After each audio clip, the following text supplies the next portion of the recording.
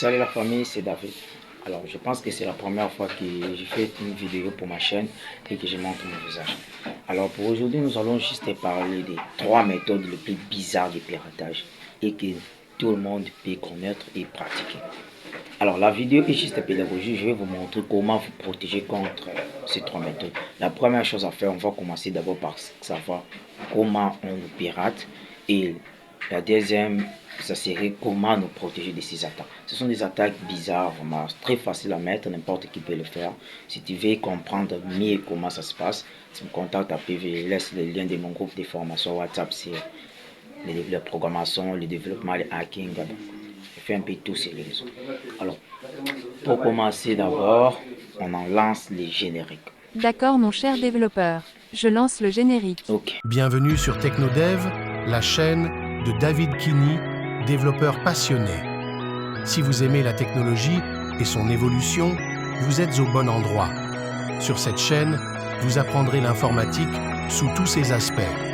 Programmation, web, sécurité, IA, jeux vidéo. Vous trouverez des tutos, des astuces, des projets, des interviews et plus encore. Abonnez-vous à TechnoDev et rejoignez les technophiles. Bien de retour sur la chaîne TechnoDev. Pour aujourd'hui, nous allons juste un peu voir les 3 méthodes les plus bizarres qu'on utilise pour nous pirater et que n'importe qui peut faire, mais ça fonctionne aussi. Et tu vas même me dire non, c'est impossible, ça ne peut pas fonctionner, non, ça fonctionne. Ces méthodes fonctionnent réellement. Et le plus bizarre, les gens ne comprennent même pas que ce sont des piratages vraiment très faciles à mettre. Alors, je ne vais pas trop me tarder. La première méthode que je vous présente, c'est demande numéro de téléphone. Oui, ça a l'air vraiment... Non, ça a l'air de n'importe quoi. On demande ton numéro de téléphone, on te pirate. Comment ça se fait? Lorsqu'il y a des gens qui sont sur Facebook, surtout ici en Afrique, il y a des pays là, lorsqu'on te dit envoie-moi ton numéro de téléphone, je vais te connecter à un site web qui donne du forfait gratuit. Non, soyez conscient, un développeur qui m'écoute ou bien quelqu'un qui connaît un peu, un site web n'est pas là pour vous donner des forfaits gratuits. Selon toutes mes connaissances, les sites web ne peuvent pas donner des forfaits gratuits. Lorsque j'écris mes codes sources, même lorsqu'il y a une intelligence artificielle sur un site embarqué, je ne pense pas qu'un site web peut donner des forfaits. Ça, c'est de n'importe quoi. Mais attends, il y a des gens qui répondent à ça. Regarde ces captures d'écran. Regarde bien le message. Il me demande d'envoyer mon numéro pour qu'il me donne l'accès à l'internet gratuitement. Hein? Ce n'est pas possible ça. Et il y a des gens qui font cela. C'est pour cela que vous voyez qu'il y a beaucoup de gens qui perdent leur compte. Et alors, je ne vais pas d'abord dire comment se protéger de ça. Bon, je vais pas d'abord comment se protéger. La première méthode pour se protéger de ça est de jamais donner votre numéro. Quand je dis jamais, jamais, même à votre père. Lorsque quelqu'un t'envoie, envoie-moi ton numéro pour que je te connecte sur Facebook. Ou bien pour que tu utilises Facebook gratuitement, pour regarder des vidéos sans avoir de forfait. Lorsque tu envoies le numéro, il va te dire donne-moi les codes. Et je ne comprends pas les gens bizarrement, ils donnent leur code. Comme ça, ils donnent le code. Sans même réfléchir, directement il donne son code d'accès de Facebook. Il ne connaît même pas que c'est son code de récupération.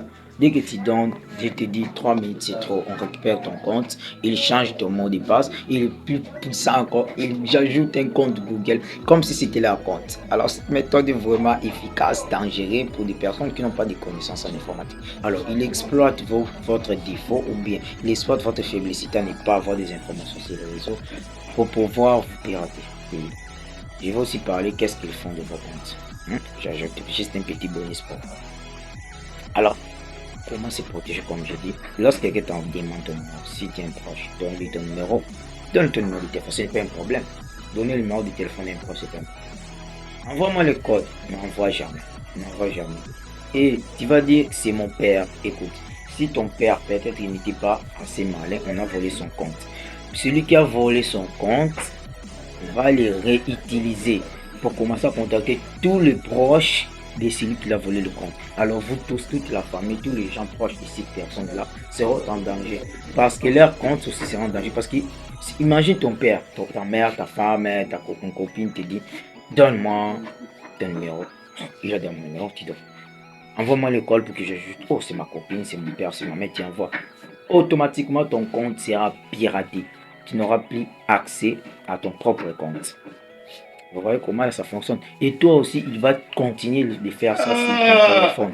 À chaque fois, il va commencer à le faire. Lorsqu'il te vole ton compte, il contacte tes proches et il prend les numéros de tes proches, il fait ça. Et tes proches, encore, leur compte va servir à pirater d'autres personnes. Et cette méthode a eu du succès, je te dis, sur le net. Quelqu'un qui ne connaît même pas faire du hacking arrive à pirater plus de comptes que quelqu'un qui maîtrise le hacking. Donc ça, c'est de n'importe quoi. Donc, excusez les grands mots. Alors, comme je dis, pour vous protéger, vous donnez votre numéro, oui. Mais les codes qui viennent de vos numéros, ce sont vos numéros, ce sont vos codes à vous. C'est pour cela que le système a été mis des SMS. Parce que personne ne peut pirater, non, les hackers peuvent pirater vos SMS, mais il y a trop de choses à dire sur ça. Si vous voulez encore savoir plus, vous cliquez sur la description, abonnez-vous, likez, et vous saurez encore plus sur ça. Mais pour l'instant, c'est pas sur ça que j'ai parlé. Les SMS, c'est bien protégé. Les codes SMS, lorsque ça vient de votre téléphone, du moment où vous confirmez, ce n'est pas la faute de Facebook, ce n'est pas la faute de... Oui, ce n'est pas la faute de Facebook ni de leur administrateur si votre compte est volé parce que c'est votre faute, c'est vous qui envoyez les codes. Les codes de vérification sont faits pour ça. C'est pour cela qu'on a créé le code de vérification. Ça vérifie voir si ça confirme. C'est vous qui avez donné le mot de passe. C'est un peu ça. Alors, la deuxième méthode, celle que j'aime vraiment, j'aime pas vraiment, je déteste cette méthode. Ce sont les méthodes des Z-phishing, des phishing. Donc, vous faut avoir des faux pages de connexion Facebook. Cette méthode a eu une tendance, je vous dis, une tendance sur le net. Comment ça? Cette méthode, on le fait avec plusieurs logiciels, comme Termix et Termex. Si vous voulez savoir un peu sur Termex, regardez dans la description. Je vous ai laissé une petite lien qui parle un peu de Termex. Alors, Termex, ça crée un environnement Linux. Et l'environnement Linux n'est pas fait seulement pour le piratage, mais tous les débutants informatiques veulent que pirater, ils sont obsédés par la vie privée des gens à tel point qu'ils sont prêts à chercher des outils de Kali Linux, c'était quoi dans l'outil Termix, ils utilisent des paraors, c'est des systèmes d'exploitation créés spécialement pour le piratage.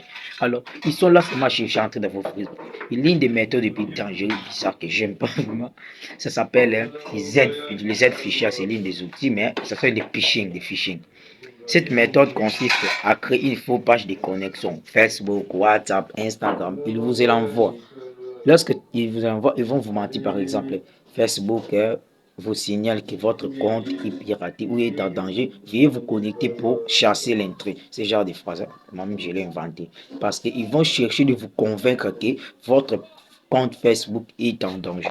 Et lorsque vous serez convaincu que votre compte Facebook est en danger, vous cliquez. Dès que vous cliquez, toutes les informations que vous allez entrer seraient renvoyées vers les Termix ou le logiciel de piratage. Et vous allez aussi vous connecter sur Facebook. Vous allez vraiment vous connecter sur Facebook et vous voyez, oui, je suis sur Facebook, vraiment, je suis sur Facebook. Mais les informations que vous avez entrées seront renvoyées là-bas parce que ce sont des faux liens, des liens de phishing. C'est l'une des méthodes que j'aime pas vraiment parce que c'est trop dangereux. Lorsque tu n'es pas informé, on va te pirater facilement. Et ce que j'aime pas trop, quelqu'un qui ne connaît rien sur les réseaux, quelqu'un qui n'a jamais fait de la programmation, il veut seulement pirater. Il fait passer son temps être obsédé par la vie privée des gens au lieu d'essayer de s'améliorer dans son domaine. C'est ça.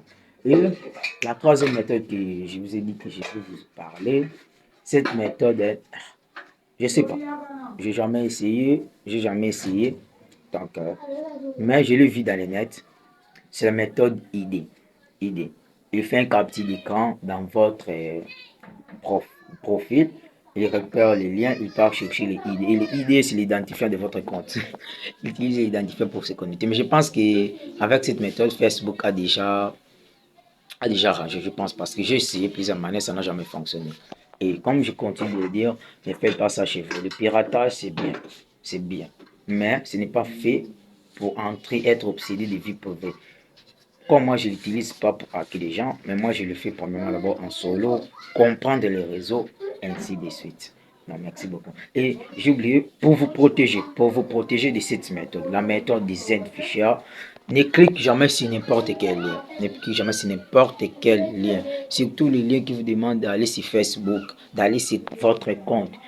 De préférable, si on vous demande d'aller sur votre compte, allez sur votre navigateur, tapez lentement Donc, cherchez où se trouve. Donc, par exemple, si on vous demande de vous connecter sur Facebook, on vous envoie un lien, ne parle pas sur ce lien. Va sur votre light ou sur votre navigateur, tapez Facebook, connectez-vous normalement sur Facebook et recevez vos informations tranquillement. Et au lieu de cliquer sur les liens pour aller sur Facebook, ça va aussi apparaître Facebook. C'est une méthode dangereuse. Vous allez aussi voir que c'est Facebook.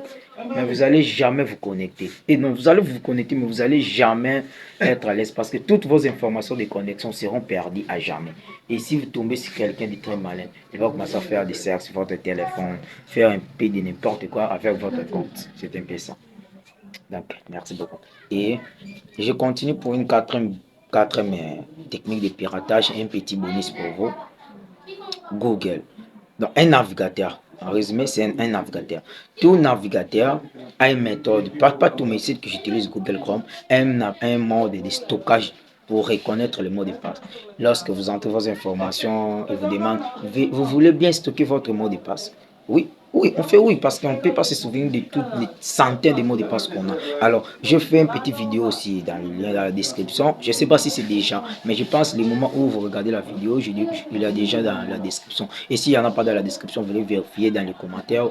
Vous verrez, il y a des liens qui mènent vers ma chaîne pour des vidéos, vraiment des conseils pour se protéger. Et ça va aussi parler de Google avec son système de sauvegarde de mots de passe, pourquoi ne pas l'utiliser et comment faire pour se rappeler toujours de ces mots de passe.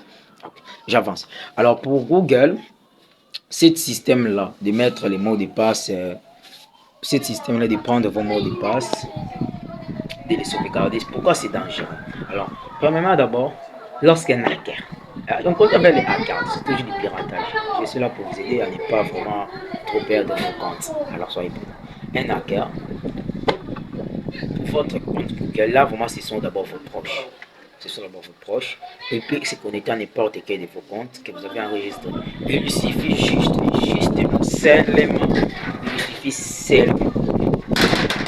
de brancher un flash disk qu'on appelle flash hacking avec un programme qui copie tous les mots de passe de votre ordinateur. Comme moi, je suis capable de faire ce flash disk là. Je branche juste dans votre ordinateur, il me suffit de 3 secondes. Je retire le flash disk. Tous vos mots de passe Google serrés dans mon flash disk. Que je pars, je récupère tout, je peux me connecter sur tous vos comptes. Et j'ai aussi fait une vidéo sur ça, comment vous protéger ça. Parce que ça, c'est une bonne. Je vous ai juste signalé, c'est une bonne. Si vous voulez en savoir plus, vous savez qu'il va ça, vous m'écrivez en commentaire. Et pour le système Google, il y a des méthodes pour s'en protéger d'abord pour l'instant. Il y a des méthodes et l'une des méthodes, le temps fait vraiment un peu mal. Ouais. L'une des méthodes pour vous protéger de ça, c'est de ne jamais enregistrer vos mots de passe. Parce qu'un hacker, je compte avec les hackers qui entrent sur votre ordinateur, qui réussit à vous hacker avec peut accéder à votre navigateur, peut même accéder à votre vite-commande, votre terminal et donner une commande qui va lui renvoyer tous les mots de passe qu'on disponible. Alors pour savoir plus sur ça, savoir plus sur le hacking, le piratage éthique, vous pouvez contacter, je vais un peu vous expliquer pour vous protéger. Alors c'était votre frère David qui est développeur informatique, donc je vous remercie et à la prochaine. N'oubliez pas de vous abonner, liker si ça vous a plu et écrivez-moi en commentaire quel genre de vidéo que vous voulez. Donc, merci beaucoup, ciao.